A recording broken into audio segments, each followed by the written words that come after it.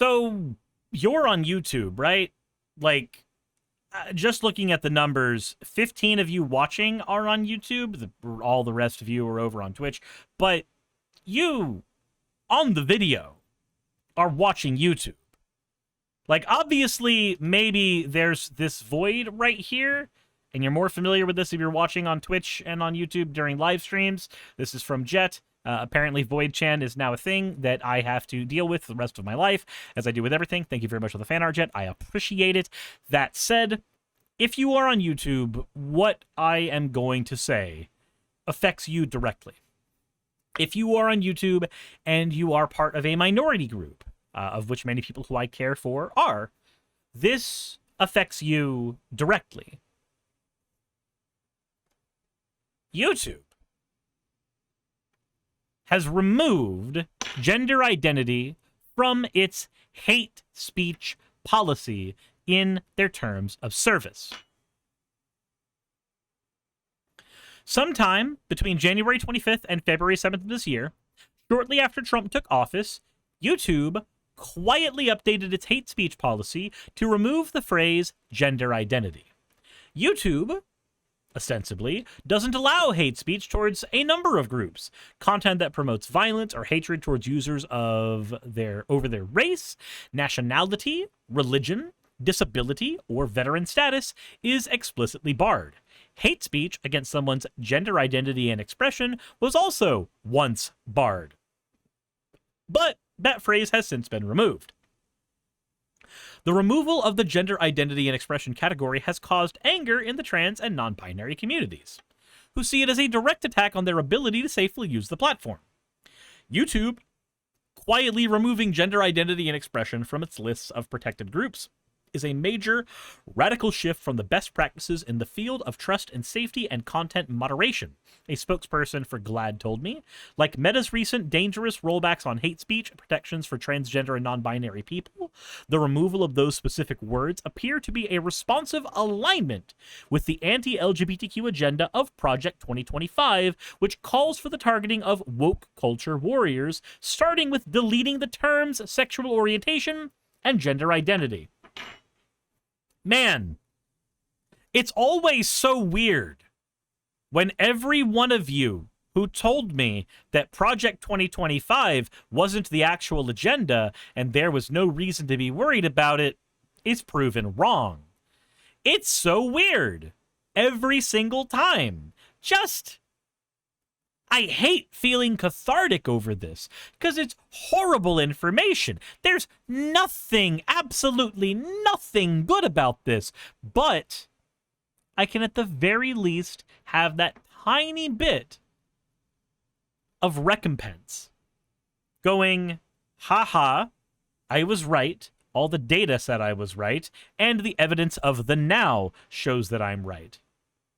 And that sucks. Because we shouldn't live in that world.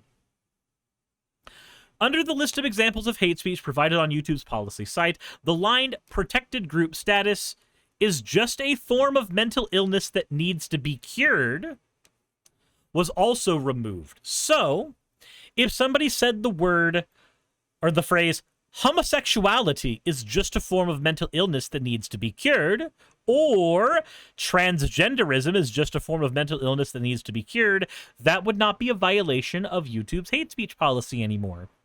How do you cure homosexuality from the population? Eventually, at a certain point, when conversion therapy continues to fail, you end up needing to remove the homosexuals from the population in order to successfully do that thing. So, just saying, this change in terminology is a bit weird. According to the World Health Organization, gender and sex are related to but categorically different from gender identity. Gender identity refers to a person's deeply felt internal and individual experience of gender, which may or may not correspond to their physiology or designated sex at birth. If YouTube's hate speech policy really does still protect people from being targeted with hate on the bias of gender identity, the public-facing policy should continue to say that, said a GLAAD person said. adding that this removal would lead an average user to believe that the policy had changed, which I would say that it had, because if the language of a policy changes, then the policy has changed. Last month, federal agencies flagged hundreds of words and phrases to restrict or avoid, including the phrase gender identity. Just a few weeks ago, the governor of Iowa specifically removed gender identity from the state's anti-discrimination protections, becoming the first state to make such change. Samantha Lux, a YouTube star who has been on the platform for over a decade, said that she's had an influx of hatred on her channel recently. The right-wing creators have gotten a lot more brave about how they talk about trans issues, she said. Lux also reiterated that gender and gender identity are two different concepts. Gender refers broadly to discrimination based on someone being male or female, such as treating women unfairly. Gender identity specifically addresses discrimination based on someone's expression of their gender, specifically relating to trans and non-binary people. If you say that you're protecting against gender, it's more like you can't discriminate against somebody for being a woman. But gender identity really zones in on the trans aspects of it. I'm not discriminating against you because you're a woman, but they're discriminating over the fact that we are trans. In mid-2024, Google removed a slew of identity-based holidays from Google Calendar's public calendar, including Pride Month, Black History Month, Indigenous People Month, Jewish American Heritage Month, Holocaust Remembrance Day, and Hispanic Heritage Month. You know why they removed those things? Very likely, well, I'm just going to go ahead and assume it's because they also removed Don't Do Evil from their boards. And then there's a post-it part in here about the tariffs. Trump's tariffs are already causing complete chaos in the tech sector. Tech stocks do... Okay, so it's just... There's a bunch of different articles here. Okay, I read the one that I care about. Policy changes are happening with YouTube that are not great, and those policy changes are going to directly affect and have already affected trans creators, non-binary creators, creators who are gay, because that... Look, if one pillar falls, the other pillars fall. That's how that works. Kaname Kun Alfer says, oh, I love Samantha Lux. Nice. Kaname says, literally just Nazis. Look, at the end of the day, this is spooky, because YouTube is the platform with the monopoly on long-form content. Period. Like, user-generated long-form content, there is nowhere else to go that can also provide a stable enough career opportunity for those who are there. They are the only ship in town. Yes, you can create a YouTube alternative that will maybe, hopefully, be able to host the people who are going to be leaving YouTube, but what infrastructure are you going to be creating for the people who migrate over to that platform? Are there going to be apps available on smart TVs, on cell phones, on every single piece of media that we own, in order to allow people to interface with that streaming site the same way that we interface with YouTube? If no, then making another website is not an alternative. And again, especially making another website that will be able to support the careers of the people who would be migrating from this website to another, again, is not a viable alternative. The best thing we can do is take what we have right now with YouTube and actually change it to be better. Now, as for what can be done about that, as for what we can actually do about this, Kaname says Pornhub unironically. You know, maybe moving to Pornhub is the key. I've gone on there a few times, and there have been some streamers that just watch porn on there on streams and comment on it. Hell, maybe I'll do that for fun. Maybe we should do a porn watching stream together. I just make a stream on Pornhub where I'm just sitting there going, yep, those sure are some boobies, and they sure are bouncing. Yep. And now that she has the semen from the guy, she's going to put it in the chalice, and all the women are going to grow dicks. And, yep, that's just the plot of Bible Black. I've seen a lot of Bible Black.